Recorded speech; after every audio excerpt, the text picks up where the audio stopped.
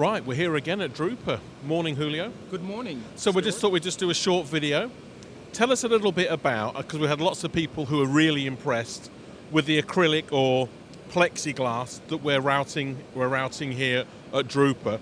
So maybe just tell us a little bit about the technicalities of how this is achieved. Absolutely. So we're working with 19 millimeter acrylic, actually, and also 20.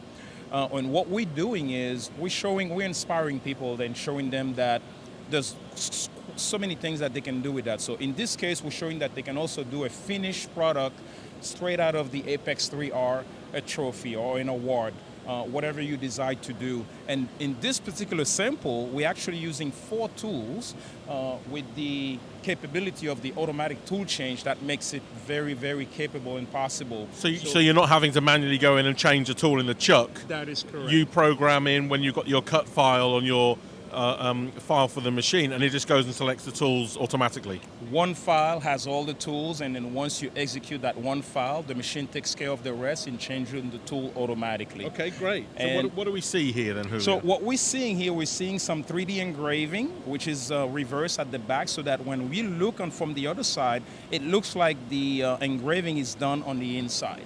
Right? And then the other thing that we're doing a two-side machining where we're applying the bevel on both sides of the acrylic, of the award, and also we're coming back and polishing with a diamond bit to make sure that we get the nice polish that we desire. Yeah, and I don't know if you can see it on the video for those watching, the edge quality here looks amazing, and that's what customers have been remarking on, which is why we're doing the video, which is that quality you can do here now.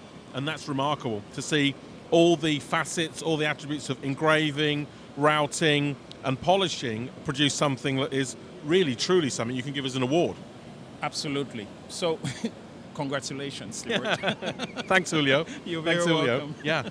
So, tell me a little bit. What sort of spindle speed are you running?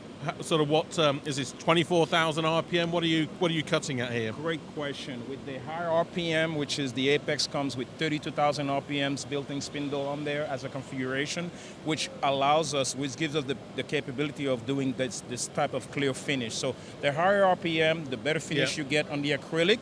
And so right now we're using 28,000 RPM for this kind of finish.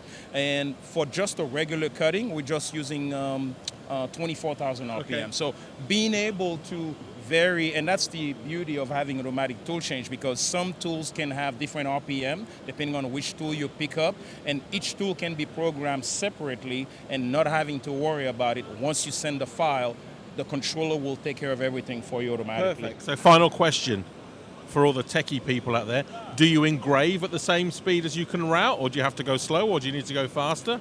Depending on the tool, in this case, the engraving is only done at 20,000 RPM, so that's depending on the tool. Some tool will allow you to engrave I like the way you said only 20,000 RPM. That's still incredibly fast. Yes, yeah. Well, we can go a lot higher. Yeah.